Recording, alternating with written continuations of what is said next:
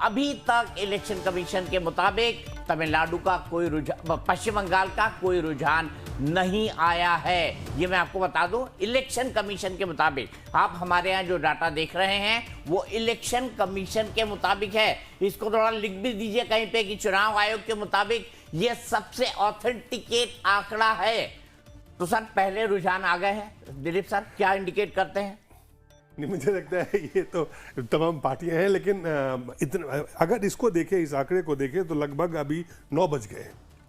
8:30 और आधे घंटे में एक रुझान आया है, यानी कि एक एक सीट को जो रुझान भी दे रहे हैं। इसका मतलब ये है कि चुनाव आयोग कहीं पे भी कोई गलती करने के मूड में या किसी भी तरह की कोई सवाल नहीं खड़े हो। लगातार तो जो भी काउंटिंग होके लीड अगर दे रहा है तो एक्स के बाद कम से कम मुझे लगता है कि जब एक फेज हो जाता है तभी उसको लीड में देते हैं।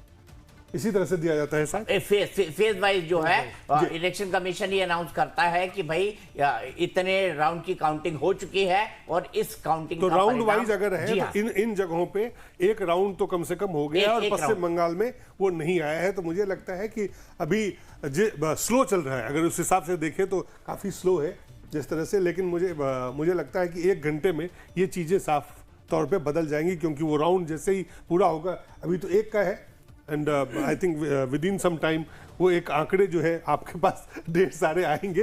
लेकिन तब तक तो हमें इंतजार करना पड़ेगा। बिल्कुल, तब तक हमें इंतजार करना होगा।